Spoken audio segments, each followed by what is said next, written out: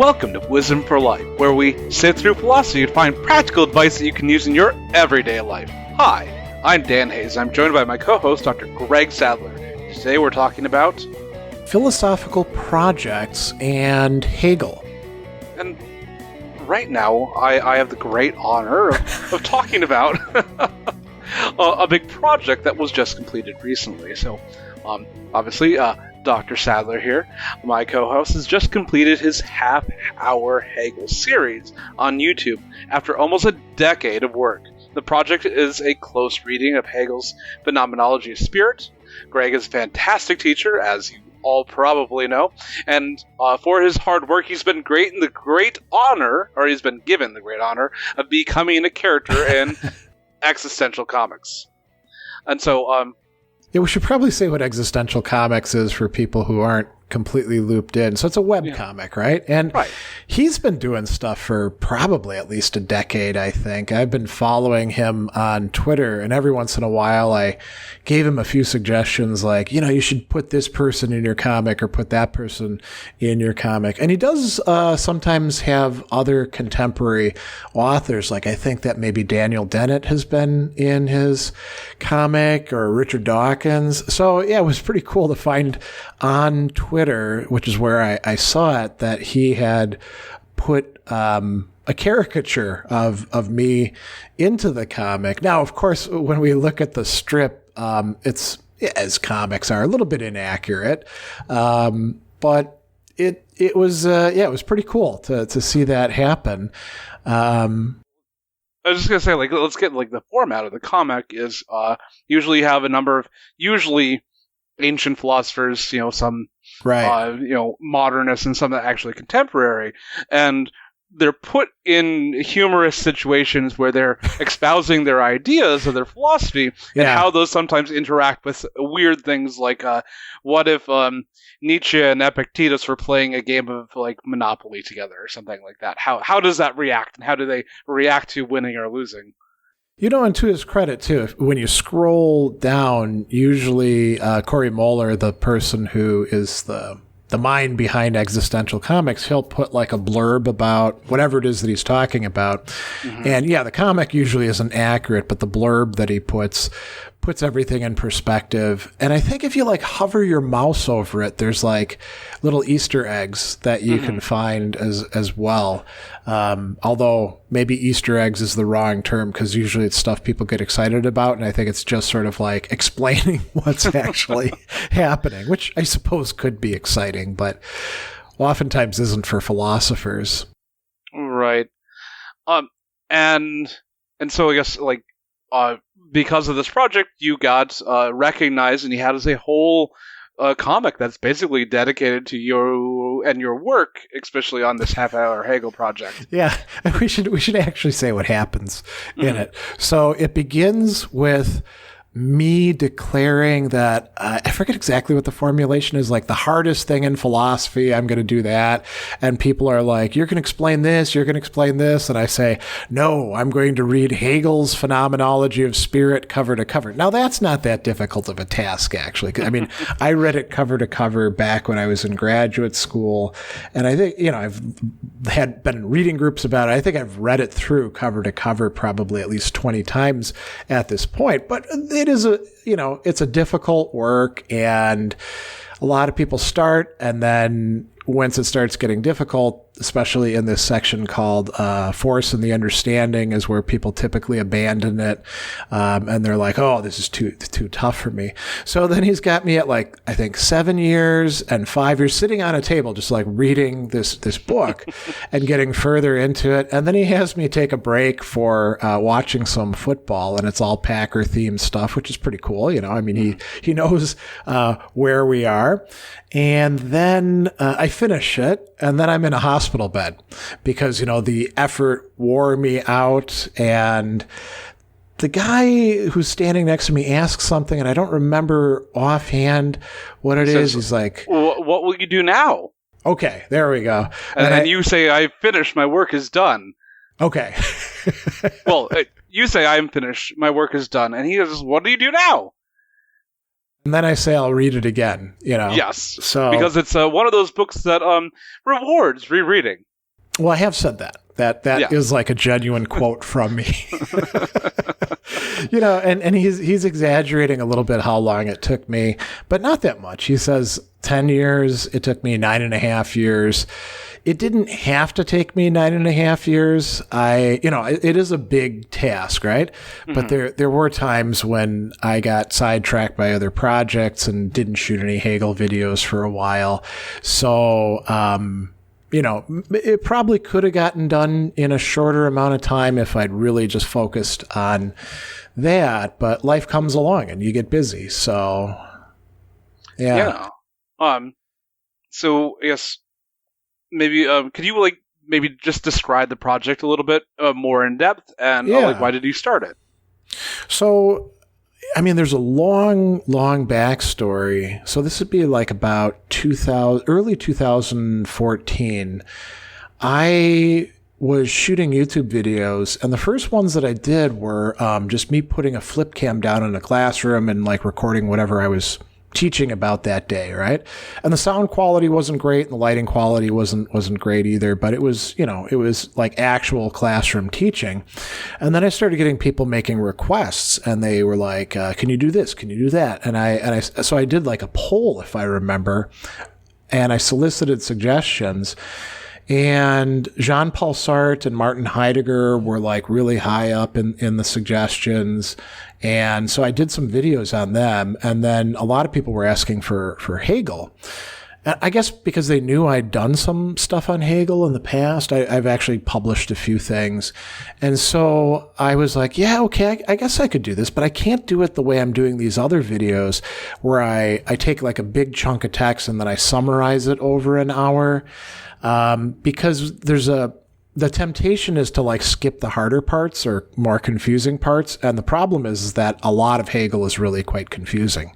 The way he writes, he's not a great author when it comes to style. He's a great author in terms of thought, but his thought outruns his capacity to clearly express it. So there's a lot of obscurity in it. And I was like, the only way I could really make this work is if I go line by line and I don't skip anything. And then I was like, but how long is that going to take? How will I do this? So, then I started thinking, should I do like hour-long videos? And I was like, that's maybe too much Hegel for anyone. Half an hour, that's more doable. And it's got a nice ring to it, Half Hour Hegel, right? And then I started making these like PowerPoint slides where it's got Hegel on one side and me on the other and the text. And I started shooting me just reading the text. I forget exactly what I was in front of for the first ones, maybe a wall or something. And then it would be there with the text. And then I would get up in front of a chalkboard and explain, at least as best as I could. I haven't gone back to any of these videos for a long time, so maybe they're actually not that good. So I'd explain what was going on in the text, then I'd put stuff on the board, and then it just sort of like took off. And I didn't actually start crowdfunding it right away. People were like, you're giving this away for free. And I was like, yeah, it is a lot of work. Maybe I should see it. I'll go on Patreon. And that's what I did for a while. Just Half Hour Hegel, not my other stuff. And then I created another one for that. And it just kind of gathered momentum. I think because people were like, do you see what this crazy guy is doing? He says he's going to do the whole book this way. And I didn't have any idea like how many videos it would take. It took 375 ultimately. So, how many hours is that? 100 and something, 180. I don't know. I'm not good at math off the top of my head. 189 hours. Oh, there we go. Yeah. So, but I didn't do it all at once, right? You can't do something like this all at once. And I think if I'd had any inkling how much work it would be, maybe I would have not done the project. So yeah, that was actually my next question. Was like, how long did you think it would take you, or did you ever think it was going to take you this long? I think you had an idea that it was going to be kind of a long project, but not like nearly a decade. I totally miscalculated. For some reason, I thought it would take me 2 years. And even like looking at what I should have projected at the time, that was clearly wrong. I don't know what I was thinking, but that's what I came. I was like maybe 2, maybe 3 years. I think a reasonable amount of time would have been like 4 to 5 years. If I'd really like just stuck to it every single month, doing like 6 videos. For a while, I was going along at a good clip, but then I had all sorts of other things. I taught a lot. You know, I had semesters where I was teaching for 4 different institutions and seeing clients and doing all sorts of other things. So, you know, it is good that I actually did finish it, but I could have finished it a lot earlier on, I think. Right. But it was, you know, it was kind of cool because it gathered some momentum. People talk about it online in various forums. They're like, can you know, is he actually going to be able to do it or not? You know, it gathered a kind of lore and mythology around it. So that's like amazing that like a community grew from just like this little thought that happened so long ago, and it's kind of flowered into something much larger. So I guess when you started something that people could like connect with each other on. So that's kind of nice, you know. Became the nexus of a community of sorts. Yeah. Now, you know, I was thinking about this as you were like reading our usual intro. Does this project actually have a lot of like, you can apply this immediately to your life? Hegel's not quite so good in that way, because you have to do so much work to figure out what the hell he's actually saying, right? Now, once you do, then some parts of it could be interesting and applicable to your life, but it takes a lot of work to cull those out compared to, like, say, Aristotle or the Stoics or, you know, people that we talk about, I think, much more often. Right. It's easier to grab the nuggets in the first place and present them in a way that are digestible. Yeah, that's a good point. Hegel's a tough dish to digest. I guess when you started making YouTube videos, did you think that you'd still be doing it 10 years on, or that even YouTube would still be a thing 10 years after it? I think I was pretty bullish about YouTube's prospects. And when I first started, YouTube didn't allow individuals to do videos longer than 15 minutes when I first got on. So that would be like about 2011. And so actually my first like class videos were loaded not in my own channel, but in Fayetteville State University's institutional channel, because institutions were allowed to upload longer stuff. And then YouTube expanded it. And then pretty soon you could, like, if you want to do 4-hour long videos, which some people did, you were allowed to do that.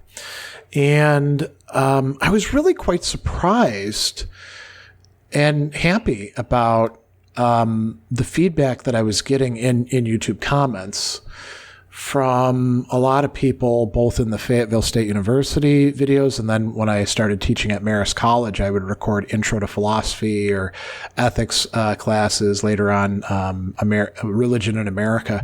And so a lot of people were saying things like, well, this isn't a good one, but it's kind of limited good. They'd say, my professor is teaching this text, but he won't explain anything, or she won't explain anything. I have no need to think it's all men who do that. So thanks for putting out this video, because now I can actually understand Immanuel Kant or Plato or pick whoever else we were doing. Now, that's not good, right? That there's a lot of teachers out there who won't help their students, but having that resource out there as something that can allow them to understand the text that they're supposed to be learning and enjoying, well, that's good. And then, there were a lot of other people who would say things like, I can't afford to go to college, or I had to drop out, and it's nice that you post these because it's sort of like getting to participate in somebody else's class. So I started getting, more and more interest in the kinds of things that I was doing. And there were many other people doing that too. There's lots of other great video producers and series out there, not just in philosophy, but pick any topic you want, right? Oh yeah, there's a number of, you go into a big university, oftentimes you'll have like adjuncts or what is called student teachers that are not the best.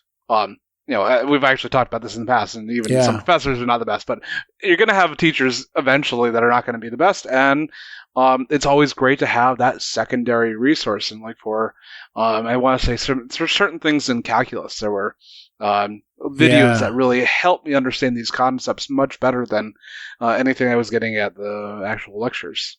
Yeah, you think about, so when I went to school, there was no internet. At least in undergrad, the internet started becoming part of our educational experience in my graduate school.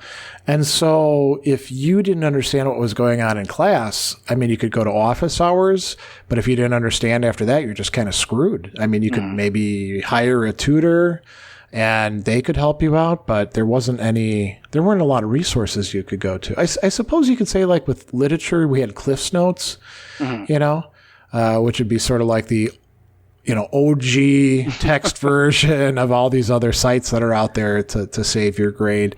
But those were kind of boring, really. It's just kind of summaries of stuff, right? It wasn't somebody saying, hey, I'm excited about this. Let me tell you about Aristotle and friendship or, things along those lines.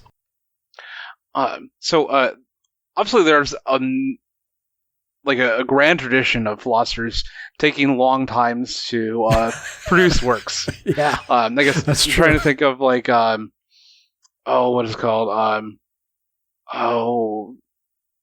Smith doing The Wealth of Nations, and also his book which is a huge, thick book. Yeah, as well as his book on ethics that came out before, and both those books, I think, it took I want to say a decade each. And so my thought is, what any insight, if any, did you glean from thinking about a topic deeply for this long? Oh, yeah, that's a great question.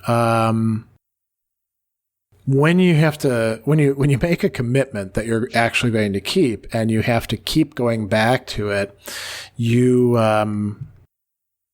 learn things along the way, and part of it, actually, this is kind of a good caution. There's a lot of people who are like, I want to speed run through stuff, right? And you can do that with certain podcasts, but you really shouldn't do that with philosophy, because you're missing stuff along the way, right? Mm. So whether you're like producing your own philosophy like Adam Smith did, or his buddy David Hume, who wrote quite a lot of interesting stuff as well, or somebody who's going to come after and say that Hume woke him out of his dogmatic slumber, Immanuel Kant, who's actually kind of a late bloomer. He's writing these big, thick critiques. The second one isn't so thick, but the first one is a real head cracker, and the third one is crazy wild stuff, and it's thick as well. If you're doing what should we call it, like original work, I think that you pick a topic and you think your way through it, and you see what other people have said, and you come to your own new original synthesis, integration of it. You are going to know an awful lot about that matter. And it could be history, or it could be drama, it could be whatever you want. If you're doing the kind of thing that I'm doing, which is easier, where you don't have to come up with original thoughts of your own. As a matter of fact, it's actually, for a project like Half Hour Hegel, you don't want somebody who's too original. You want somebody who's going to say, my job is to figure out what the hell this guy thinks, mm-hmm. and explain it without adding a lot of ideas of my own. That's exactly what you want with a commentary. You're still learning a lot. You're learning about that thinker and how their work holds together. And you're also learning about the topics that they are talking about. And maybe with somebody like Hegel, you're also thinking about the things that he's referring to. Who's he being influenced by? Who is he going to influence later on? The only original thing I would say is that you have to come up with examples and ways of explaining things that make good sense for somebody in the 21st century, right? I mean, Hegel's writing in, more than 200 years ago at this point. Mm-hmm. So he doesn't use a lot of examples, period. And the ones that he uses are, let's say, a little bit dated, Really? So there's that. And I will say this too, this is a little bit of a digression. Good teaching, I think, at least with certain topics, And I'd be interested to see what you think about this, like what other topics this would apply to. You really need to be able to come up with examples and analogies that your audience, your students can connect with. If you're trying to like with today's students, I almost said kids, but they're not kids. They're like 18 to 24-year-olds.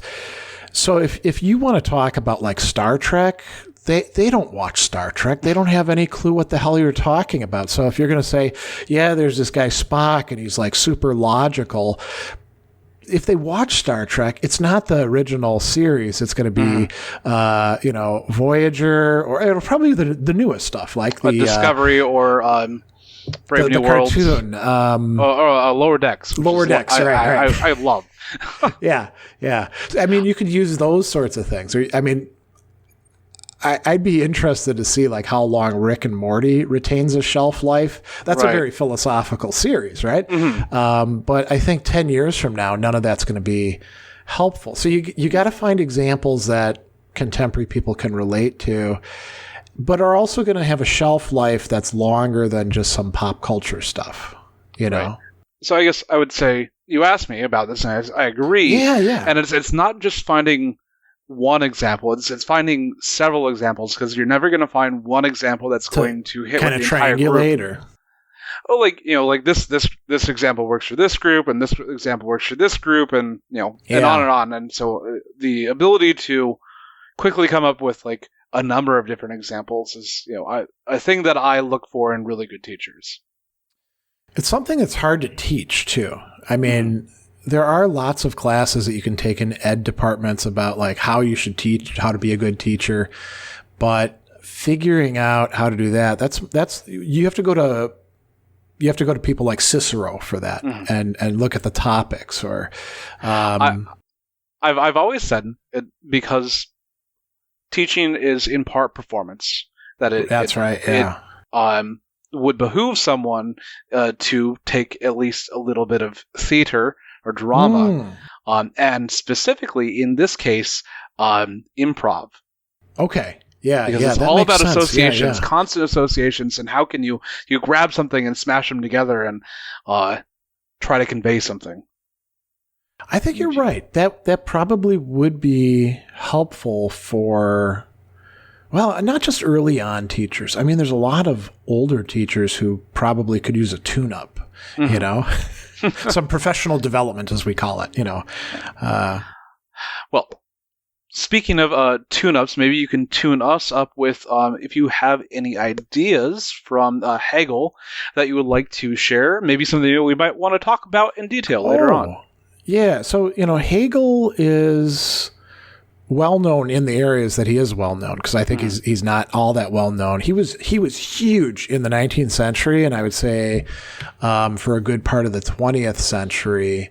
But he's not all that much read today. But one of his big ideas was that our human consciousness and rationality has developed historically. So history actually does matter. And you can say that we're not the same human beings as people were back in the Middle Ages or antiquity. Now, Hegel has a very Eurocentric sort of point of view on this. It's Europe is where all the cool stuff is happening. Maybe we need to abandon that. But I do like this idea that, it's not as if human rationality was just there in the time of the ancient Greeks and it hasn't advanced since then. I think that the ways in which we organize society, and I would say Hegel couldn't think of technology in the ways that we do, but technology really plays a major role. The place where I disagree with Hegel is that he thought that history had effectively finished up around his time. And he thought that was necessary in order to be able to look back and have a full view on things. I think it's clear history hasn't ended. All sorts of new stuff has come about. And so, the question then is, well, what do we do with this guy and his works? Can we still use them? And the answer is, yeah, kind of. There are people out there who are like, and I'm not a Hegelian in the sense of like a true believer, but there are some true believers out there who they come up with these incredibly complex charts, and it's almost like, in that meme that's coming from Almost Sunny, where you got Charlie Day, and he's got all of these crazy connections, right? Hegel's like that, right? And there are some people who try to do that sort of thing, but I don't think that's super successful. I do like a lot of the more individual parts of his works where he'll say, here was part of the dynamic that was going on, because I think you can sometimes take those and say, here's what's going on in society at this time, or here's what's going on in my interpersonal relationships. He can be useful for that, but it takes a lot of work to make that applicable. So I guess, forgive me if I'm not as versed in Hegel as you are. So you're saying when you talk about like the idea of his, like the end of history. So instead of like just this endpoint, that we can still use his ideas about using, I guess, his Hegelian dialectic as a lens to see history as just a constant looking at, instead of thinking of this as a finality. Yeah, and we don't have to think that it's all completely resolved in order to think that we have a good view. I should mention, too, that when we talk about the Hegelian dialectic, that's not the caricature of thesis, antithesis, synthesis, followed by another one. That's actually a different guy. That's Fichte, who's earlier, and then Marx will use something like that. But Hegel himself, although he does love threes, he doesn't actually arrange things quite like that. But dialectical philosophy, I mean, that's part of what Hegel's modeling for us, the idea that when you have what looks like it's the finished product, it's never quite finished. And there's always like something that's going to come out of it by way of opposition to it that'll add something new to the mix. And sometimes it'll be a challenge. Sometimes it'll be a critique. Sometimes it'll be like a rivalry. And then you got to see how things play themselves out. And it, I've seen this sort of thing adapted in a lot of interesting circumstances. There's a military analyst who I used to really like, Edward Luttwak. Unfortunately, he's really past his prime now and just sort of like rambling on Twitter about crazy stuff. I think he might have had some problems. But he wrote this book called Strategy, the Logic of War and Peace. And he is using a Hegelian framework to explain like why aircraft carriers are not the great investment that they look like in the 1980s. While appropriations are going on. And he's explaining it in a Hegelian way, which I guess kind of makes sense because there was this military theorist called Clausewitz who also was a Hegelian, and he's sort of like one of the early modern military theorists, and I think Luttwak is influenced by him. And so there's all sorts of interesting, like Hegel fertilized this, Hegel fertilized that. But the one thing that you can say is like everybody who's doing something with this guy is doing their own thing with him, So I just when you're talking about the aircraft carriers, I'm thinking about like, I guess, through the history of the military, there's always a new invention that, for the time being, sets a new status quo, and it's like, oh, well, this is the best strategy, or this is the best piece of equipment, or the combination of the two. And it will always be like this, thenceforward, until the next thing, and then the next thing. And so, like, for a long time, like, tanks were amazing, and now with drones, tanks are not nearly as amazing, because you can have a couple $1 million piece of equipment taken out with, $300 of rotors and a mortar attached to it. Yeah, you have to do combined arms, which is something that developed as well. And the other thing, too, I'll say, Hegel presents history as if it's like a set of advances. Like you're never going to go back.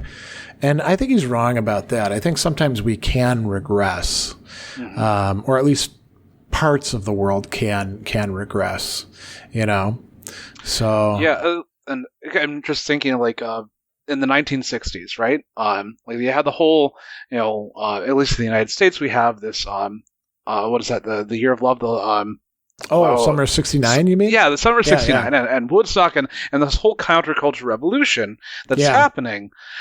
But, within 10 years, there's a counter to that revolution, which is kind of regressive in response to that. It's like, no, we can't go that far forward. We have to come back. Yeah. And I would say I'd agree, at least in that one, with that as an example.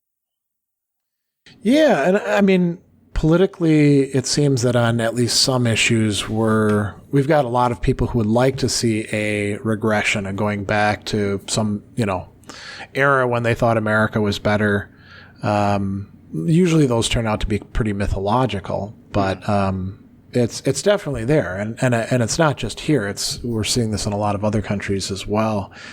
I don't know what Hegel would make of that.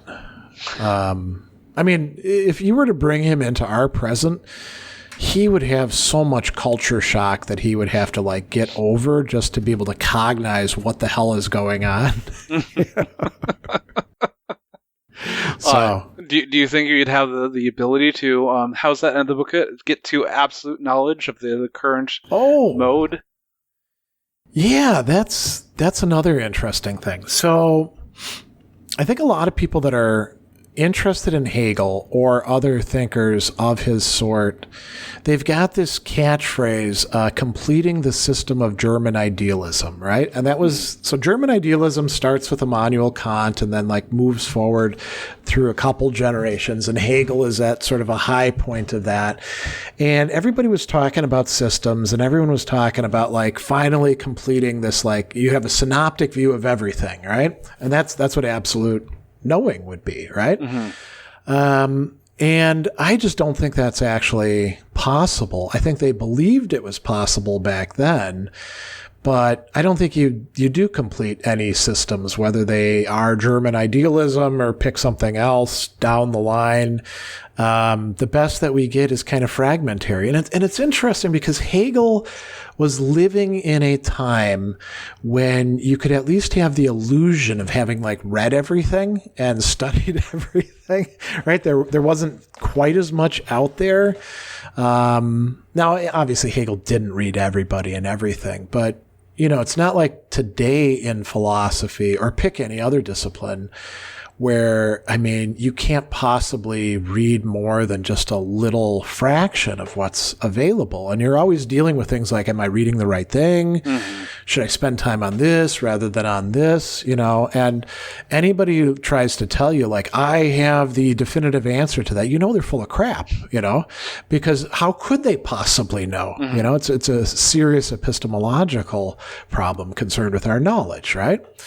But Hegel could at least at that time think that it was possible. And so that probably emboldened him to do the kind of work that he was doing. Because if you don't think it's possible, you're not going to write a book where everything gets solved, Yeah. Well, I revel in the unknowing because there's always something more to investigate. I think that makes it fun, too. Mm-hmm. Not having... some people get very pessimistic about that, right? They're like, I'll never read all of this. And I actually had... I don't know if you've ever had this experience. So I would go into our university library when I was at Southern Illinois University at Carbondale. And it turned out that was actually a great research library. And you'd walk down the philosophy aisles and you'd look at these books, collected works of Hegel, Schopenhauer, Heidegger, all these people in the German section. You'll be like, Jesus, I'll never read all of this stuff. And even if I do, I'll forget most of it by the time that I've actually read it. And I'll only get this bookshelf done. I won't get all those other things done. Maybe this whole studying philosophy thing is really a waste of my time because I can't ever do that.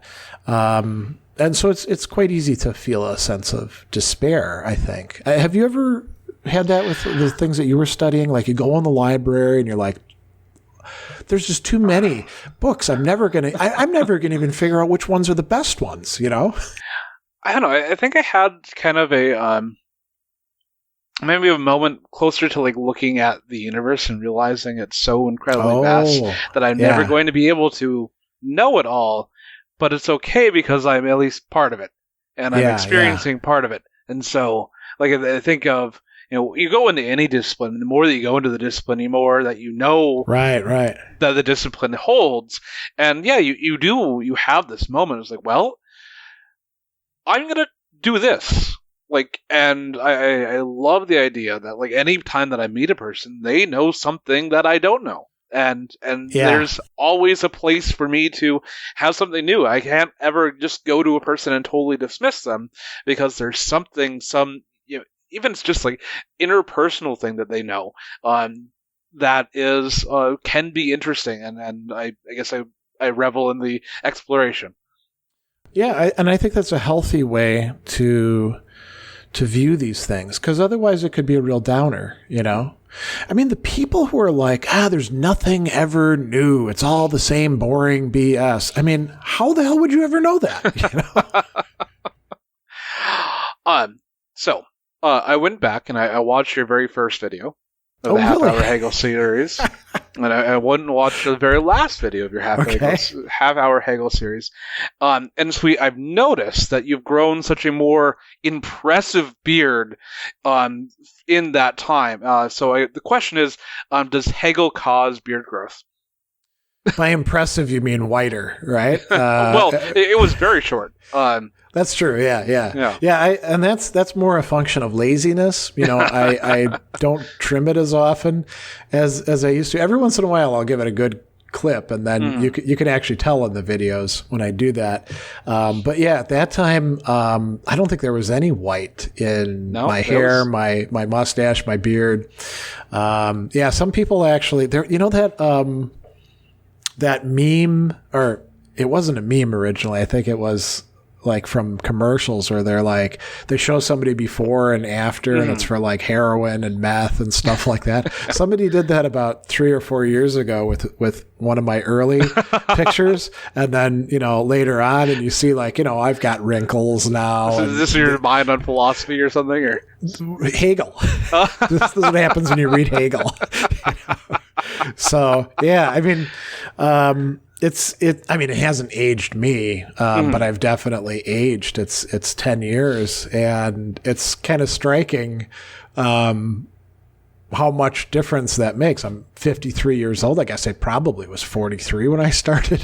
Yeah. So, yeah. Yes. How does it feel to be, cartoonified? And did you have any foreknowledge of the comic coming out? Yeah. I didn't. And it was kind of a pleasant surprise to see it. I follow Corey Moeller, Existential Comics, in Twitter. By the way, I'll say this by way of digression. Some of the funniest stuff he ever did was not so much in the comic strip. Before Elon Musk purchased Twitter, and this is like going back years and years and years, Musk would get into Twitter beefs with people.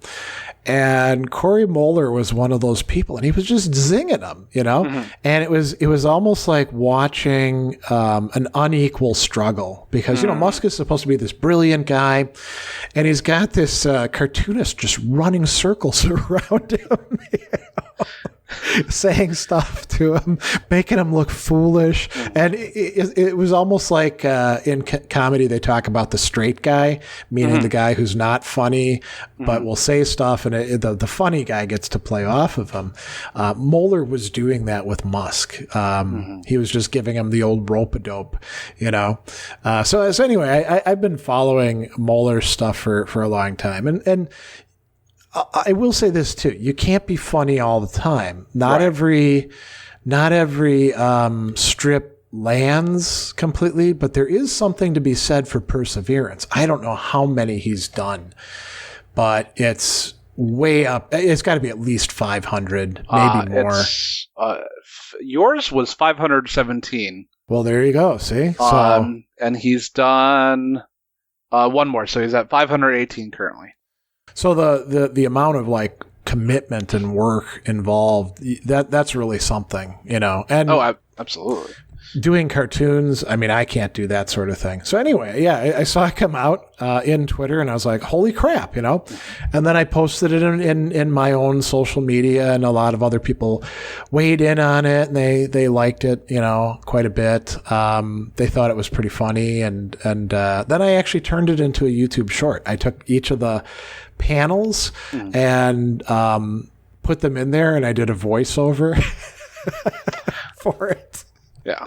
So. I watched it. It was fun. I small critique. I think you could have done some more varied voices for the non-Greg Sadler, but I did a high-pitched thing for them, you know, but there were the three at one point. I should have done three different characters or something. Yeah. But I think I just wanted to get it out right away, you know. Yeah. When Corey posted this thing on Existential Comics, he has the comic that we've talked about a little bit, but he also has, as we talked about beforehand, a little blurb after it that actually goes into things in a more rigorous way. And so from Existential Comics, under this comic, it goes, this comic is in tribute to Gregory Sadler finishing his Half Hour Hegel, in which he does a close reading of Hegel's Phenomenology Spirit, one of philosophy's most notoriously long and difficult works. He started February 27th, 2014, nearly 10 years ago, just a few months after I started this comic. And he finished with his 377th video last Friday, September 21st, 2023, finally explaining the concept of absolute knowing, and also hinting that he might reread it if from the very start now. Come on, man, give Hegel a rest. To me, this is one of the longest and most dedicated YouTube projects that I know of, especially consider that Hegel isn't as popular of a subject matter as, say, silly cats. So, if you have a spare 189 hours or so for Hegel, give it a listen. He also says to go and donate to your Patreon, so that's quite nice. Yeah, and then I am closing down the Half Hour Hegel Patreon though, and just going to my regular one because the project's over, you know. I am actually I have applied the same methodology to Epictetus's Enchiridion, which is a much, much shorter work, much more manageable. I think that was around 20 videos or so. And I'm planning on doing Anselm of Canterbury's Proslogion, another nice short work that could use that attentiveness next. And then I'm going to do René Descartes' Meditations on First Philosophy, which interestingly is I'm using a text that has the original Latin because Descartes did not write it in French. He actually had, as a French speaker, he had another guy translate it from the Latin into the French. So I'll be like referring to the Latin, the French, and then the sort of received English translation. That should be fun. And then I'll pick another big book, and people have been like, you should do Hegel's Science of Logic next. And I'm like, nope, somebody else can do that, you know? Division of labor, man. And then they're like, do Heidegger's Being and Time, or do Lacan's Écrit. And I don't think I'm going to do those. I'll probably do something like Sartre's Being and Nothingness. But we'll see. I'm going to pace myself now too. And I've cribbed from your style because to a certain extent I do that with my Stoic group that I run on Sundays. Oh, the close reading thing, you mean? Yeah, I do close. We've been doing. And you started doing in-person stuff again, right? That's kind of a big deal. A little bit. Yeah.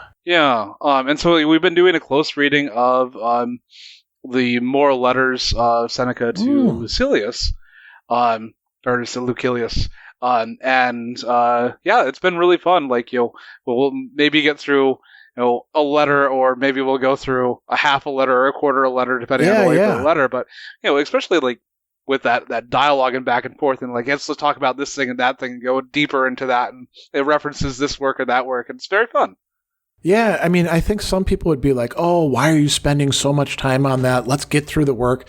But that like lingering over it, it gives you the freedom to have conversations and then learn from those conversations that you otherwise wouldn't do, you know? Yeah. And you can't, if you're going to do like a I'm not going to skip anything. When you get to something that doesn't make sense, you can't just say, well, doesn't make sense, let's move on. You got to like figure out like, well, what the hell is it going on here? How can I explain this, right? Right. As well as like it gives me the opportunity to like really pick out things that I might disagree with. Like I like Seneca for the most part, but like, hey, here's the thing. One, we know more about the world, and we know more about how people and things work. And he's just wrong about that. That's okay. We can still work through this and see what is actually interesting and useful yet. I also find a little bit suspect his, it doesn't matter that I'm super rich. I'm just as good of a Stoic as anybody else, Yeah.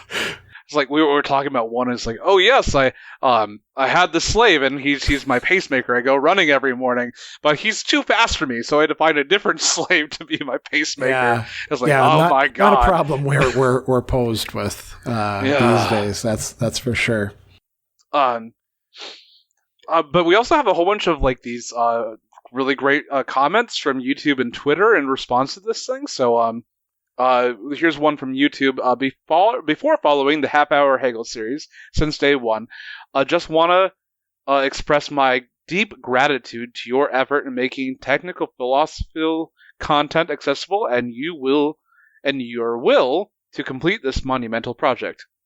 It was pivotal in fulfilling my continued interest in German idealism and seeing Hegel's footprint on the history of philosophy. Thank you, Dr. Sadler. You are the professor I wish I had during my undergrad years. This is from Zhang Chen Wen. Yeah. Yeah, that's a really nice one, and there were a lot of very nice comments like that. There were quite a few people who talked about like they might not have worked through Hegel's text if they didn't have this project to help them see it through, and that's great. I mean, there's probably books that would be equally important to read, but here's this one, right? And then, that's really kind of nice too. You're the professor I wish I'd had during my undergrad years. And I kind of resonate with that because my professors were terrible. My philosophy professors. Some of my other disciplines, they were quite good, but my two undergrad philosophy professors were like, they were guys who didn't have much of an interest in the discipline because they were older and they had other stuff going on and other projects.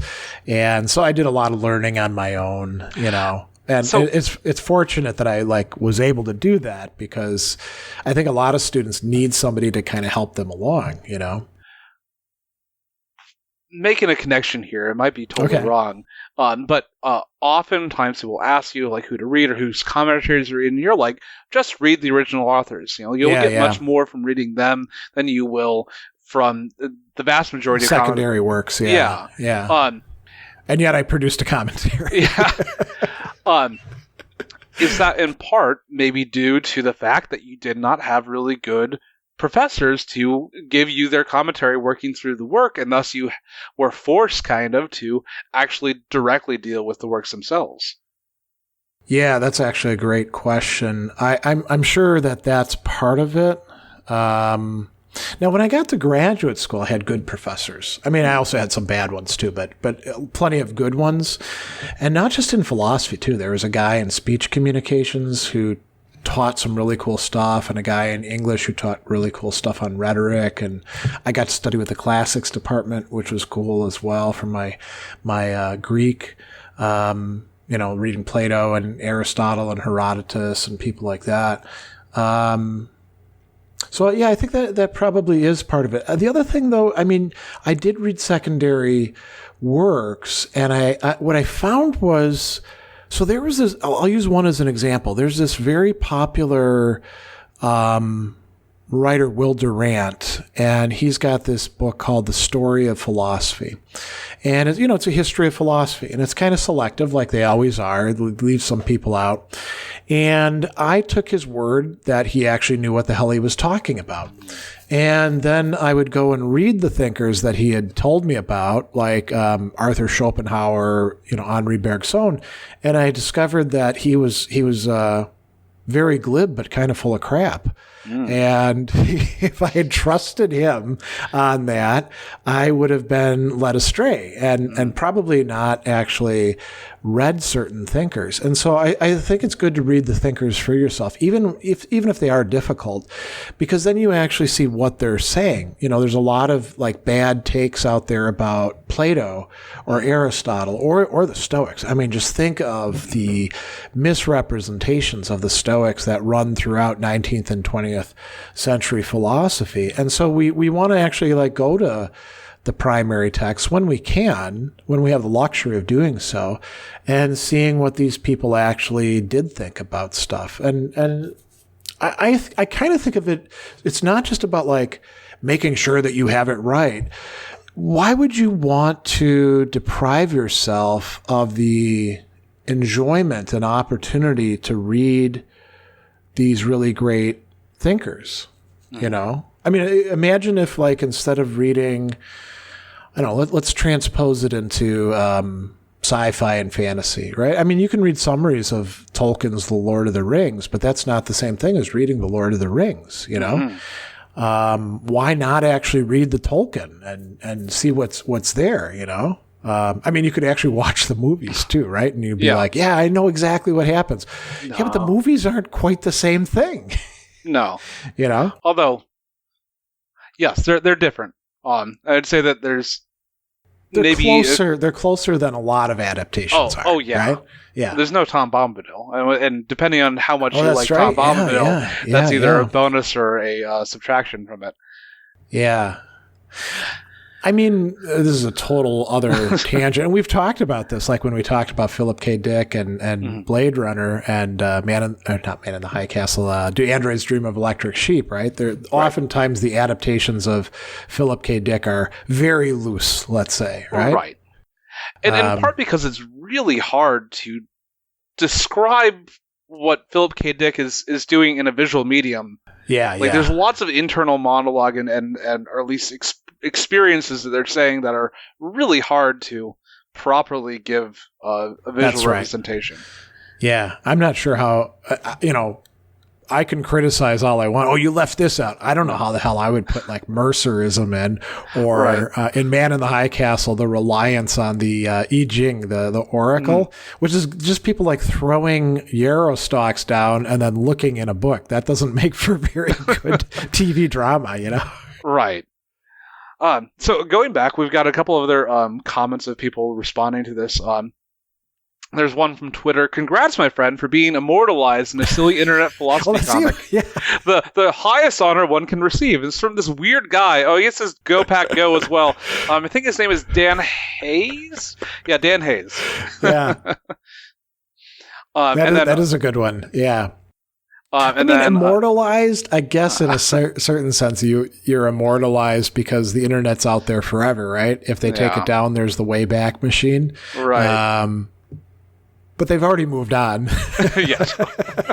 Obviously, this is all a bit of exaggeration, but it was fun. Corey from the Existential Comics says, the greatest ambition of philosophy, congrats to Greg Sadler for completing the Half Hour Hegel series after 10 years or whatever. I love the little irreverence or whatever in that and there. That is a really funny thing to say, though. The greatest ambition of philosophy. I mean, is this even remotely close? I don't think so. I mean, in YouTube, okay, I don't actually know. Maybe it actually is the longest series on a philosophical text. There's probably a good chance that that's the case. But, 10 years from now, there'll be somebody else who did like a 800 video series on somebody, I'm willing to bet, right? Right. And everyone's got their moment in the sun and just happens to be yours. Yeah. And I think the sun is actually starting to set on it too. Nomad Ex Nihilo says, that's why he's the GOAT. The GOAT! Again, that's what the GOAT stands for the greatest of all time. That's probably undeserved.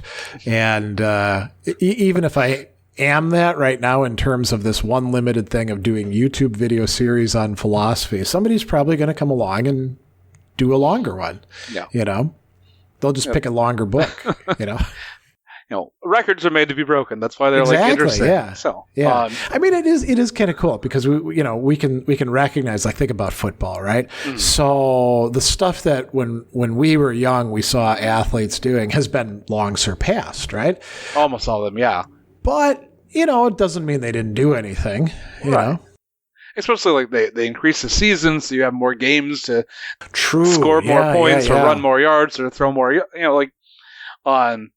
and then you have to now you have to extrapolate. Well, if you do this as averages, would they have extended their ability to continue doing this for a 16 or 17 game season? Stuff is always changing. I will say something off topic about that, though. That's really quite funny because there is another Twitter account that I follow called Super 70 Sports that posts all these pictures of different sports people and popular culture from the 70s and 80s. And one of the things that you see that's just crazy with these football players is they're sitting on the sideline, puffing away on a cigarette, doing things that nowadays, we would consider just be over the top, right? And, they'll have their helmet off and they're drinking a beer or something. And you're like, holy crap, that's what they did back then. Total digression on your digression. Okay. There's I can't remember what the heck his name's. There's a pitcher that wasn't expecting to be having to go pitching, and so he'd taken a whole bunch of acid. And then his coach comes like, "Where the hell are you?" So he ran over to the baseball field and pitched a no-hitter. Yeah, the sort of stuff that people did routinely back then was just crazy. Yeah, it's like smoking and drinking beer in the dugout, and you got to go up there and hit that ball, play the game. Since we're throwing around stories before we run out of time. When I was in the Army, so this would be late 80s, early 90s, we had to run 5 miles every morning because we were combat troops and it was just expected of us. And so us younger guys, everybody smoked because it was super cheap. There were no state taxes, so you could buy a whole carton of cigarettes for $7. So we would bring a pack of cigarettes to the run and there'd be a lighter in it. And it was almost like a relay race. One guy would get a cigarette out and he'd light it and he'd take a puff, nice big drag because he wasn't going to get it for a while. Then he'd hand it to the guy in front of him and that guy would take a drag. And if he was a non-smoker, he'd just push it up the line, right? And the older guys would be looking at us like, you're just sick. What is wrong with you people? But we were in such great shape that it didn't make us feel winded or anything. And that's what we did. Wow. The things that we do in our youth, right? Yeah. Well, I think we're actually getting close to the end of the hour, aren't we? So, all the superlatives for you there, Greg. And thank you. We leave you today with the words of Georg Wilhelm Friedrich Hegel. The owl of Minerva spreads its wings only with the falling of the dusk.